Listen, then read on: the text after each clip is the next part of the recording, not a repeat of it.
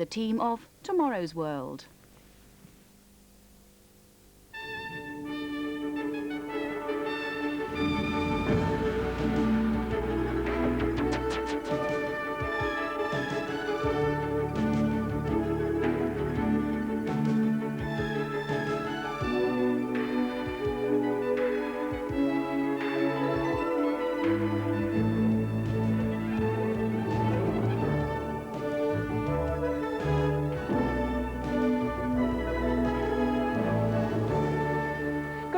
And welcome to Tomorrow's World. Finally, before we go, how about a quick visual experience? This globe is an illusion, and it's been created quite simply, not by a kaleidoscope, but a kaleidosphere. And the first one ever is going to be on show at the NEC in Birmingham next week.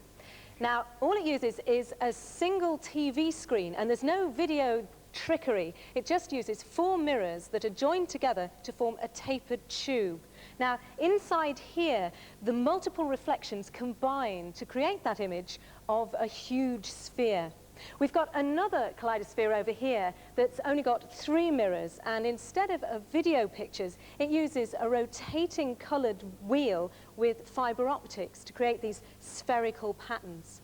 But the biggest of them all, a vast walk-in version with 20 video screens, is currently being constructed at the Natural History Museum in London, and that will be open later this year.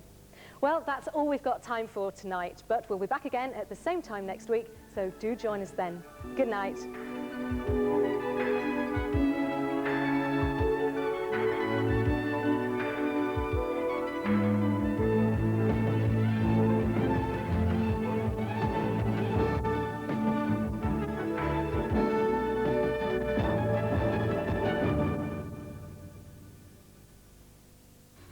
This is the Kaleidosphere, one of a number of high-tech techniques aimed at tackling high stress levels, often caused by our increasingly high-tech lifestyle. It's intended to teach people to alter their state of mind at will. So now we've got the context and over the 2 areas. We brought our own guinea pig, Angela. The first thing to be done was measure the activity in her brain before she tried the Kaleidosphere. Wiring her up to a biofeedback machine gives a readout shown by red flickering lights.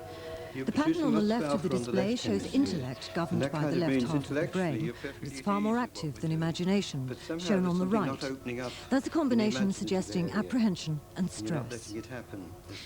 Still wired up, she spent a few minutes gazing into the Kaleidosphere, a combination of optic fibers and mirrors, which creates concentric spheres of light.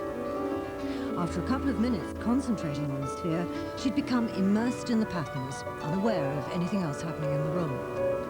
The biofeedback machine showed she'd balanced activity on both sides of the brain. Stress is reduced. Doctors have recently voiced anxieties about the safety of relaxation techniques using patterns of light, particularly the possible risk of inducing epilepsy. A specialist checked this one for us. His verdict was that anyone who'd ever had epilepsy should seek medical advice. Anyone else should be quite safe. The risk is so small. The Kaleidosphere is the brainchild, if you'll forgive the pun, of Nick Moore, who's come up with other uses. 6 of the machines will be used by the Natural History Museum, not as therapy, of course, but as ways of communicating information, as part of their permanent ecology exhibition, which will be opened by the Princess of Wales on Monday. It includes the world's largest Kaleidosphere, creating a 20-metre diameter globe, demonstrating the water cycle from ocean to mountaintop. The therapeutic aspect was something which was almost a spin-off after the main invention, like when I invented it several years ago.